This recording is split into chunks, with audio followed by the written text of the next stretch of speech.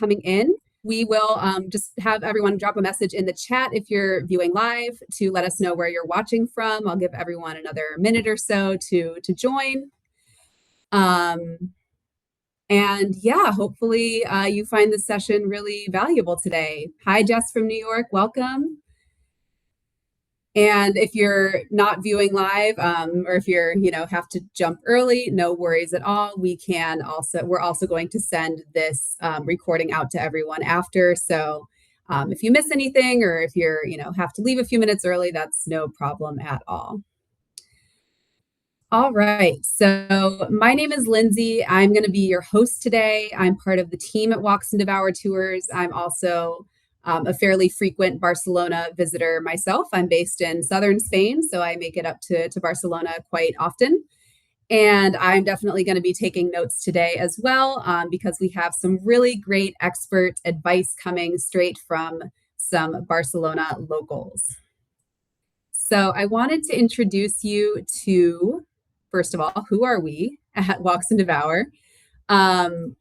At Walks Devour, we are a tour operator that specializes in small group walking and food tours in some of the world's most iconic cities, including, of course, Barcelona.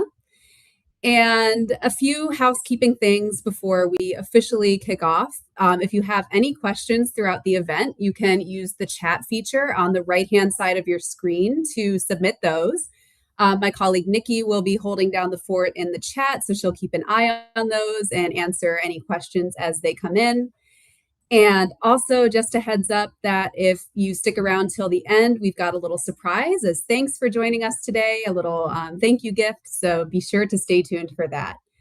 And like I mentioned, if you have to hop a little bit early, no worries at all. We're going to send out the replay of this within 24 hours, so you'll have that.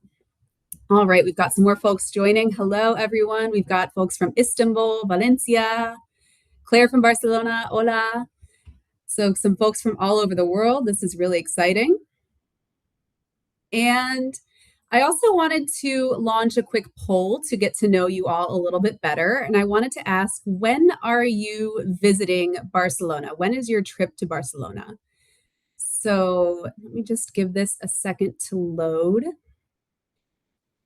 We're really curious to know when you're traveling, and if you don't have a trip on the horizon, then that's totally fine as well. You can still get plenty of insights today from our expert panel. So go ahead and vote if you see the poll there. I'll give everyone a couple seconds to respond.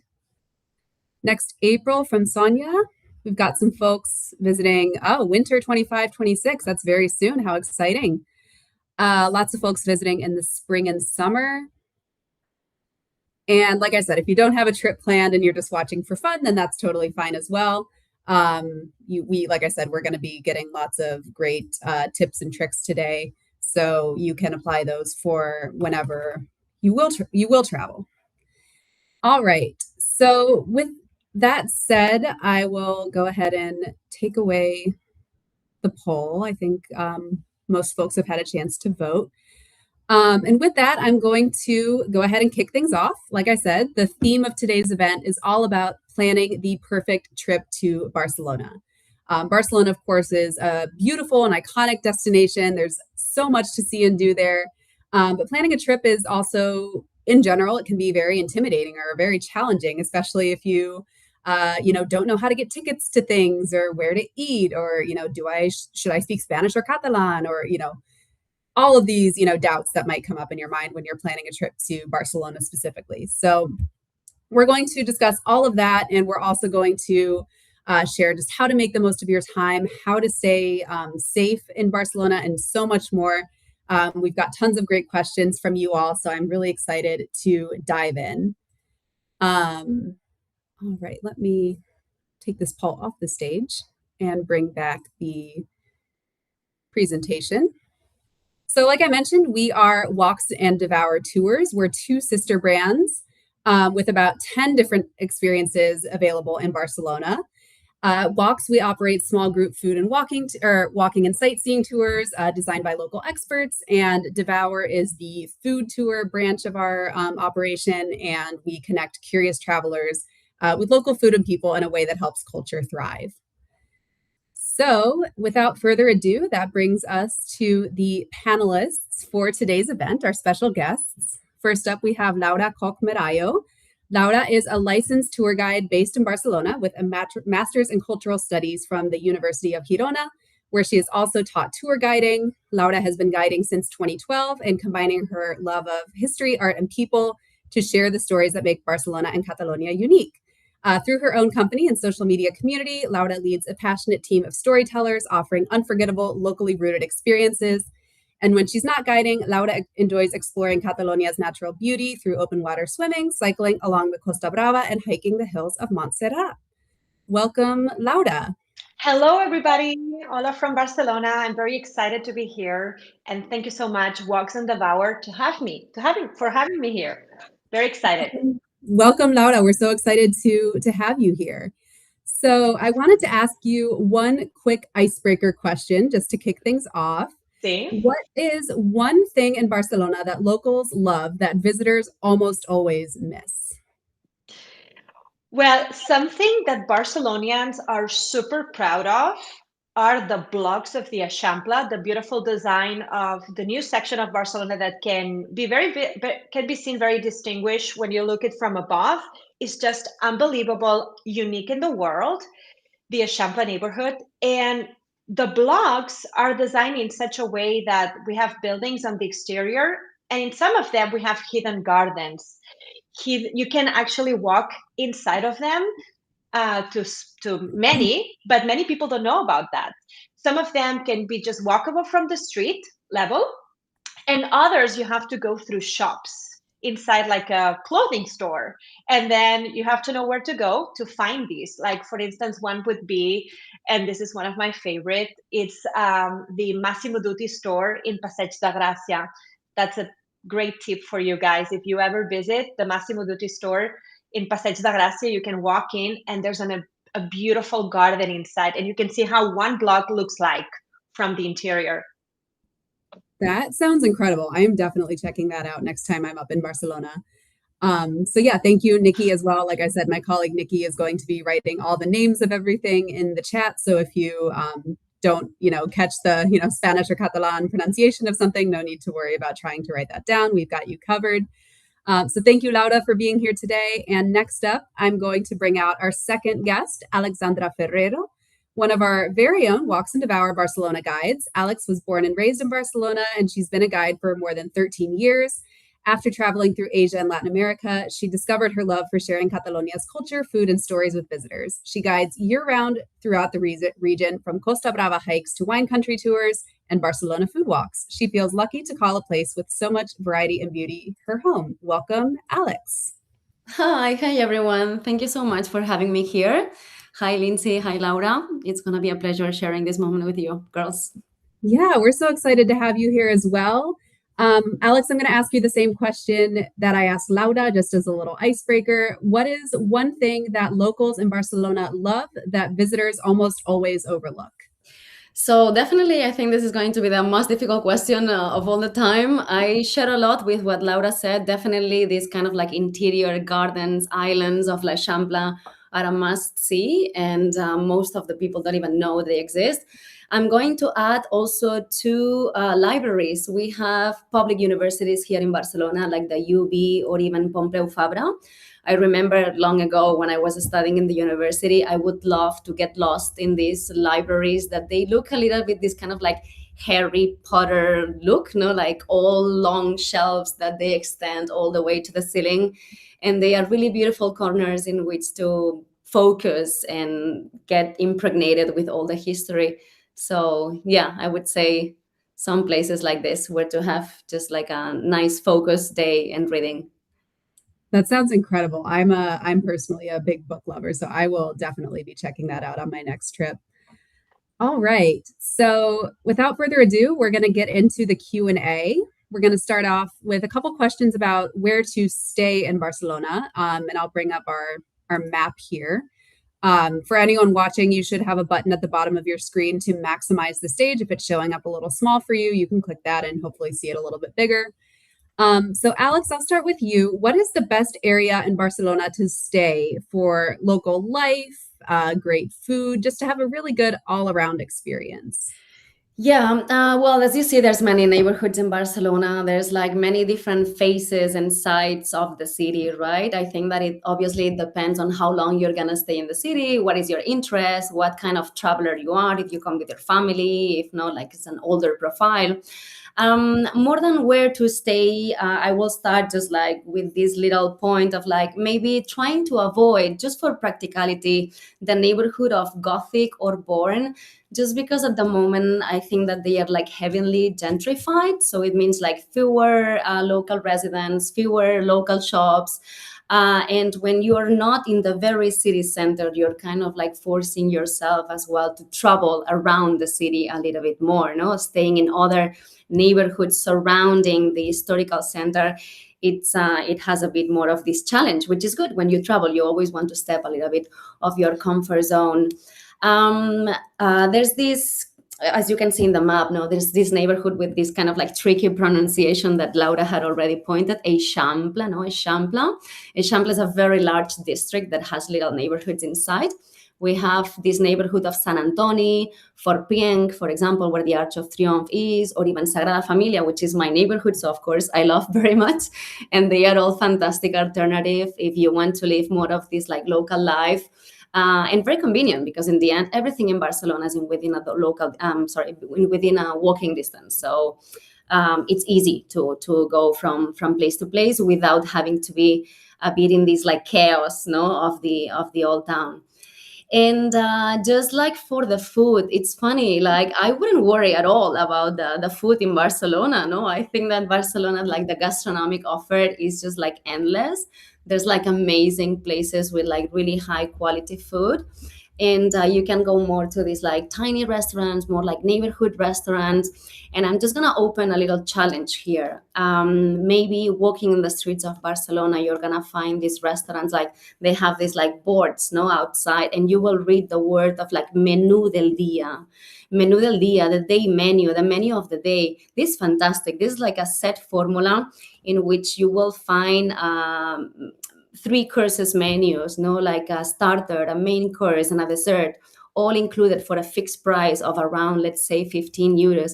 And this is like the chef decision of the day, you know, based on the season, based on the creativity, and yeah, and just like have for a very popular price, amazing local food, no? So yeah, I wouldn't. I mean, I think that food everywhere in Barcelona, it's easy, no? It's like it's not gonna be a problem. It doesn't matter the neighborhood that you're staying. Love a good menu del dia. That's a great tip. And also, yeah, it's so important to keep in mind just the, over touristed areas of the city, for lack of a better term, the Gothic Quarter and the Born. Obviously, lots of beautiful things to see and do there, but just to, be mindful of the situation and maybe staying a little bit outside of those areas to help, keep things sustainable for locals. I would add something to that because I think Alex gave great recommendations. And one of the things we have in Barcelona that is amazing is the metro, the underground. The public transportation works beautifully, so don't be afraid to use the metro. You can stay in Poblenou, in other neighborhoods, and metro is fantastic and very cheap, affordable, safe. So don't be afraid to use public transportation when visiting. Yes, absolutely. That's a great tip as well, Laura. Laura, my next question is for you. How can you find accommodations that are both sustainable and benefit the local community, going off of Alex's earlier point? So I would always recommend choosing the local owned hotels and kind of stay away of the big chains. I would search for boutique accommodations or licensed guest houses instead of large hotels, and sustainable certifications. Yeah, places with also local engagement and social impact, or for instance, boutique hotels that work with local suppliers such as food, goods, services, or that support the community, or empowering jobs for locals. For instance, I know of Eco Boutique Hotel Stalgrau. This is a very well-reviewed, eco-friendly boutique hostel that combines sustainability with local impact. And most of the people that work there are Catalan, yeah? Or the Novo Hotel in Barcelona. It's a larger luxury option that integrates sustainability as well. And all the sources that they get is local, yeah? And 78% of the suppliers are Catalan. So I think that's very important.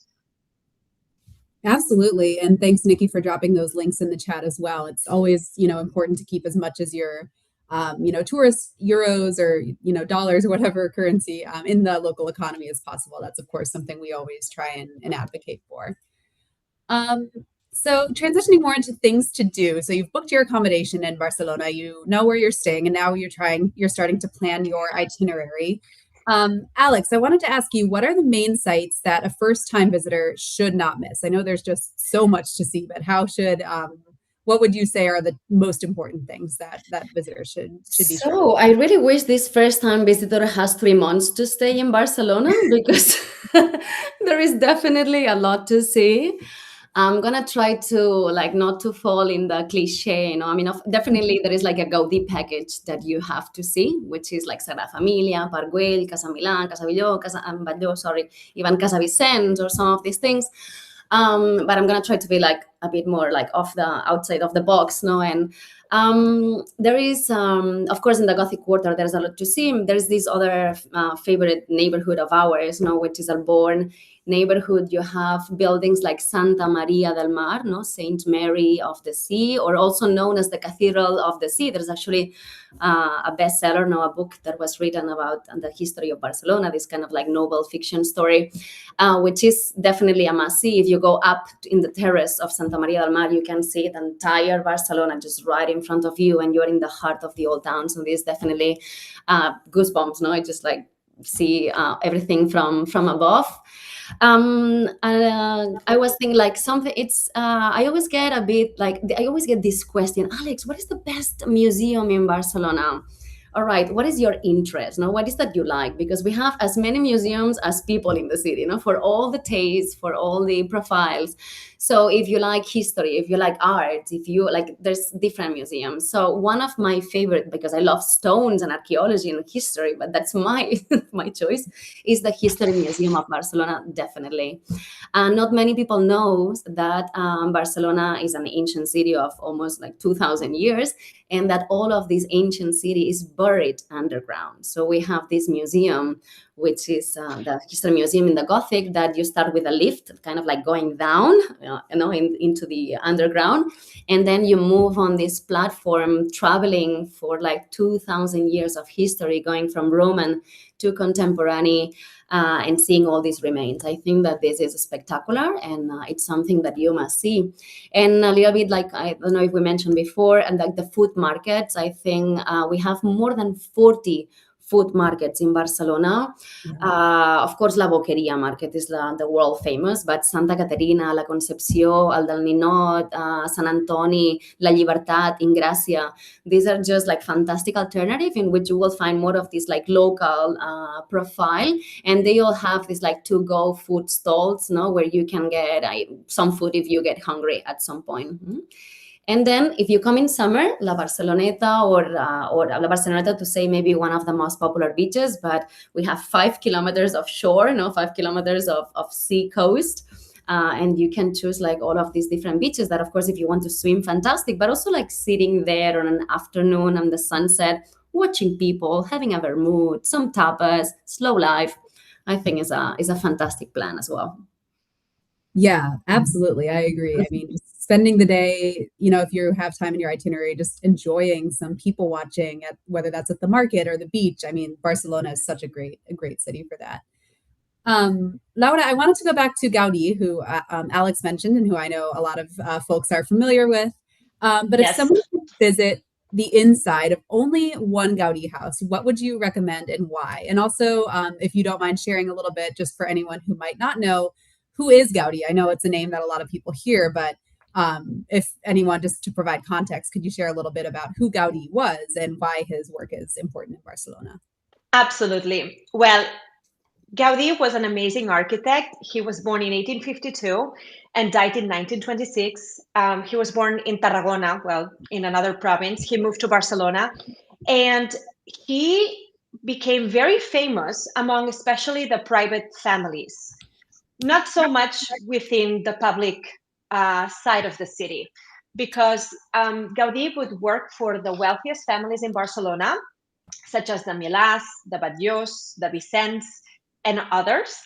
And I have to know though, Gaudí started to become famous from more or less the 2000s onwards. Gaudí is not famous before 1992, guys. I know it sounds crazy, but all the Gaudí buildings that are full of people today and everybody wants to see them were office buildings or either shut down to the public.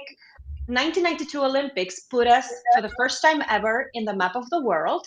And this is when the Gaudí buildings started to be acquired by either private families or by public institutions and would be started to be open to the public, but only from the 2000s.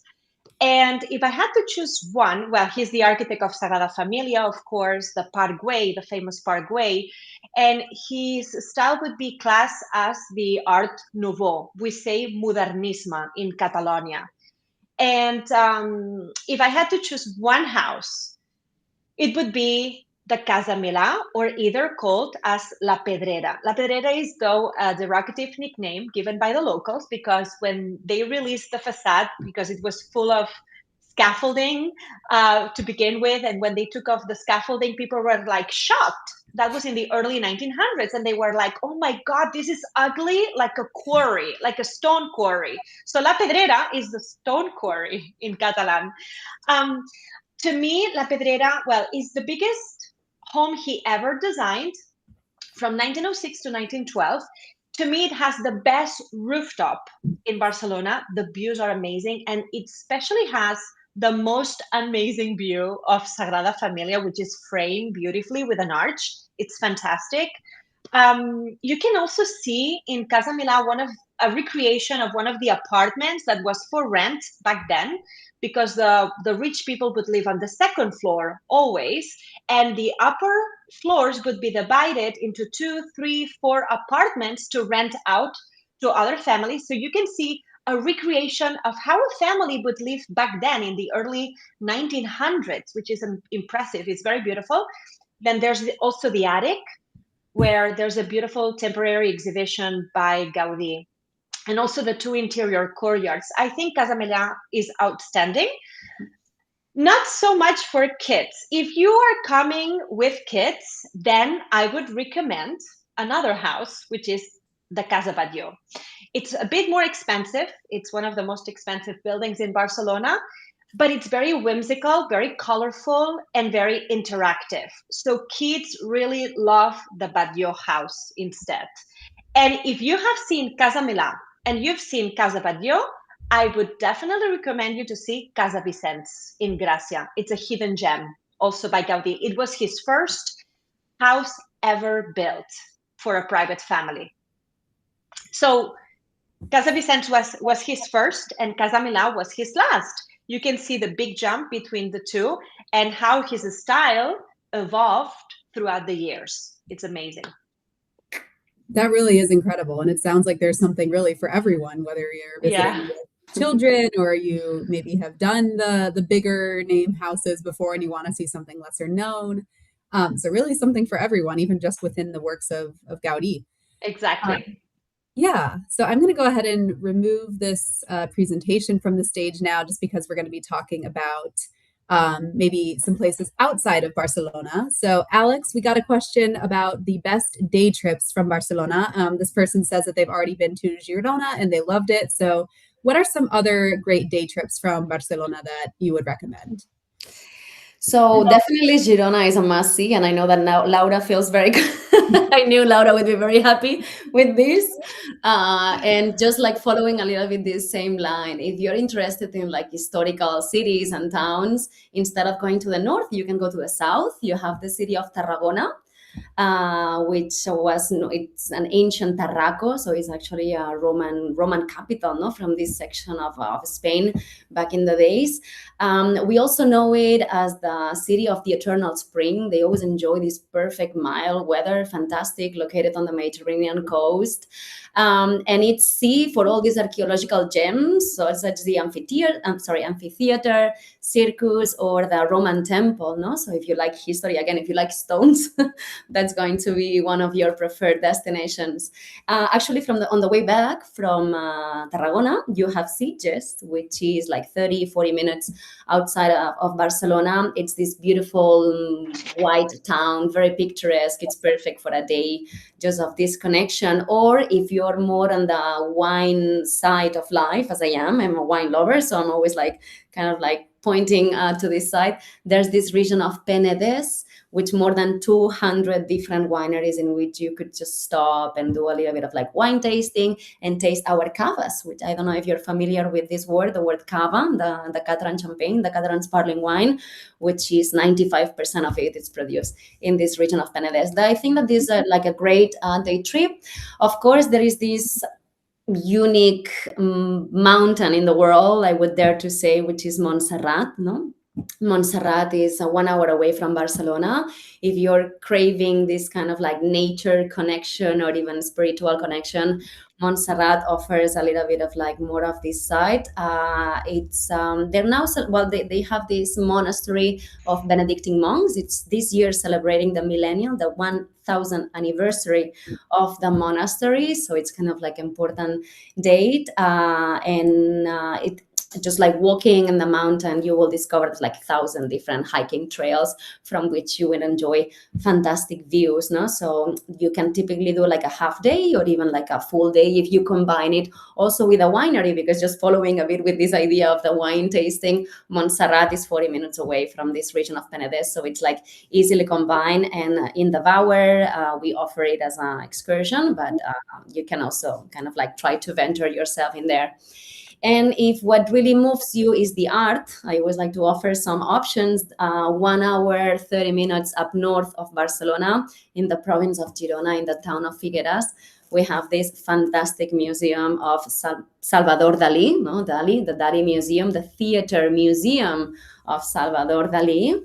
But prepare for a crazy experience. I mean, prepare for a surreal day. The artist himself took almost 14 years of his life to prepare it, to decorate it himself. And it's easily combined as well with Cadaqués, in which he had his house, so you could visit his house. And also the castle of Púbol, which he bought a medieval castle and remake it for his wife, Gala. This is what we call the Dalínian triangle. So it's the connection on the map of the 3 points, the house, the museum, and the castle. And it's guaranteed fun. Again, prepare for crazy dreams that night, though. I think. Yes. Oh my gosh. Dalí is, that museum is something else. It's one of those things that you just have to see it with your own eyes. Yes. It doesn't even compare to the pictures. Okay. I want to make sure we have less than 10 minutes left, or just about 10 minutes left. And I want to make sure we have time to talk about food. I know we mentioned it briefly before, but you really can't go wrong with the food anywhere in Spain, but especially Barcelona. There's so many great options.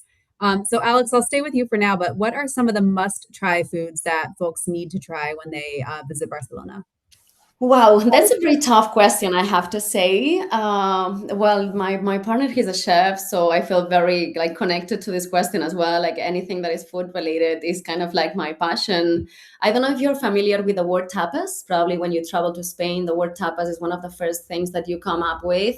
Tapas, just to make it very quick, is small plates which are designed for sharing. Something that we do with friends, with family, very informal. It's something I'll never have a job interview having tapas. Something, as I say, kind of fun. There are few tapas in Barcelona that you should try. First thing that it comes to my mind is definitely croquetas. Excuse me. Croquetas is something that you can find everywhere in Spain, but in Barcelona, myself personally, I think that the cod fish croqueta, or the roasted chicken, what I call grandma's croqueta, this one that is made with love, with passion, with time. Croqueta, it has this kind of long shape, is based with bechamel, and then this one other ingredient. There's no way to go wrong with croquetas, and croquetas is something, I mean, it's gonna make any day of your life happy. So that could be one of the things that you must try. Now, because we're in the season like around Christmas, I would also even mention that cannellons or cannelloni in Italian. No, this is particularly, no, it touches a bit of this emotional side now that we are in December. Cannellones it was traditionally made on the days after Christmas, no, with the leftovers of all the Christmas meals, and it's kind of like a wrapped lasagna, no? So like these meats, all blend meats, closed in this pasta wrap, and then covered with like a swimming pool of bechamel, no? And then some cheese and grilled. If you find it in the restaurants of Barcelona, I think you should do it. Black rice is another thing that I think, you know, many people comes to Spain thinking that we all eat and drink paella. Eat paella. We obviously eat paella, but paellas typically or traditional from a region. In Barcelona, we have the black rice or even the fideuà, which is like the noodle version of paella. Black rice is made with the squid ink. Fantastic for the picture. Now, after you just take the, the picture with your black teeth, or the fideuà, as I say, which is like the noodle version. And if you still have time, maybe you could try la bomba de la Barceloneta, no? One of our favorite tapas here. Bomba meaning bomb. It does look, it's similar like in a croqueta, but instead of being long, it's kind of like round. It's made with a heart of meat, no, pork, chicken, veal, but covered with potato, no, making it round and then deep fried. I mean, this is just fantastic. But la bomba de la Barceloneta has to be enjoyed in la Barceloneta neighborhood, a place, for example, like La Cova Fumada or one of those, no. And I could keep going. I don't know if you're like you have this sweet tooth, crema catalana, dark chocolate with olive oil and salt, vermouth cava. I mean, just don't get me started because we're going to be here 5 hours talking about my favorite dishes of Barcelona. Well, I think this is just all the more reason for anyone watching to definitely book a food tour with Alex. Obviously, she knows her stuff, and I am getting very hungry now, even though it is quite early for dinner here in Spain at 6:30 p.m. Laura, before we wrap up, I wanted to hear from you on some food ideas as well, but I wanted to ask you, what are some of the best hidden gems for restaurants, or maybe some really cool historical restaurants that are worth checking out? Well, I have 3 in mind, and one would be one of the oldest restaurant in Catalonia, which is called Can Culleretes, serving the most traditional Catalan dishes. Some of them have been mentioned by Alex just now, like the canelons, trinxat de les Cerdanyes, caixada. I know that this sounds very strange. It's in Catalan language, but Can Culleretes, it's also very beautiful inside, and it has been serving these traditional Catalan dishes since 1786, guys. It's definitely one of the most historical ones that we have. I also like, even though it might be a little more touristy in this case, but Els Quatre Gats, you have to check it, at least for its architecture, or have a little drink inside. It's also very beautiful inside. But the historical background of Els Quatre Gats, it's unbelievable. It was designed by a great architect, contemporary of Antoni Gaudí and Lluís Domènech i Montaner. He would be Josep Puig i Cadafalch. And Picasso, Gaudí, and a lot of artists, bohemians from the late 1800s, early 1900s, gathered together in that place. And Pablo Ruiz Picasso designed the menu of Els Quatre Gats. So I think it's very special for this historical reason, right? And then Can Ramonet, I like it a lot, is a very traditional family-run tavern in Barceloneta area. And one of my favorite places for tapas in Barcelona, it might not be as historical, but it's Bar Cañete. I really love it. It's a bit higher end, but people love it so much. It's very fun. I've seen so many pictures from Bar Cañete, and I haven't had a chance to try it myself. So good. I have added it to the top of my list because I think it just seems to. You have to come and try it, Lindsay and Nikki, when you come. Yeah. Okay. So we have time for just like one more quick rapid fire question. And Laura, I'll start with you this time. But if you had one day to show Barcelona to a friend who's visiting, what would be the top 3 things that you show them if you had to pick only 3? If I had to pick only 3, this is a very difficult question. But I would say, well, first of all, of course, Sagrada Familia. I'm sorry, it's a typical building, but I've been over 1,000 times in Sagrada Familia showing it to people. And it doesn't matter whether if you've seen it once, maybe 5 years ago, 10 years ago, you still have to go to Sagrada Familia. It's unbelievable. And because maybe from the last time you saw, it's evolving and you might find something new that has been added on in the last months. So I think it's unbelievable. I would also recommend, and this is like a hidden gem, we have one of the greatest collections of medieval art of Catalonia, and that would be the National Museum of Art of Catalonia, the MUHBA. The views are also amazing from the museum, and it's incredible. MUHBA is one of my favorite places in the city. And also another hidden gem that not many people knows about it is Hospital Sant Pau. Hospital Sant Pau was designed by Lluís Domènech i Montaner. You will find that is a place which is not crowded. It's very close to Sagrada Familia, and it was one of the most advanced hospitals in the early 20th century in Barcelona. Not only in Barcelona, but in the whole Europe. It's unbelievable. Wow, that sounds like, I mean, it's hard to pick only 3, but I mean, I think those are pretty good. Alex, what about you? If you had one day to show a visiting friend around Barcelona, what would be your top 3 things to show them? If you I mean, it's hard to think of like 3 things, as you girls said. I'm kind of like, I'm just gonna go my own. I think that I would just start with like a breakfast in Santa Caterina Market, for example. I'm just gonna go to Bar Joan or La Torna Bakery, just have something quick there. Walk down El Born, visit Santa Maria del Mar, keep walking down to the beach, take the cable car, go to Montjuïc, enjoy, and like, yes, as Laura said, the MUHBA, Museum of National Art, or the Joan Miró Foundation is another excellent museum from another surreal artist of ours. We seem to have the craziest artists here in Barcelona. And then you can even walk down to Poble Sec, have some pinchos in Carrer Blai, then go to Palau de la Música, which is, for me, probably the most beautiful concert hall in the world. The architect as well, Domènech i Montaner, is just like special. And if you still have time, maybe finish with a cocktail in a rooftop bar in the same area. I think that's kind of like a perfect plan. I didn't say 3, maybe I said 15, like pretending they were 3, but it's just like, it's really, really difficult to just compact everything in just three sites. Yes, I think that I saved the hardest question for last, maybe. But that is all of our time for today, basically, everyone. So thank you all so much for being here. Hopefully you are able to come to Barcelona and do all of these amazing things and have a cocktail on a rooftop bar very soon.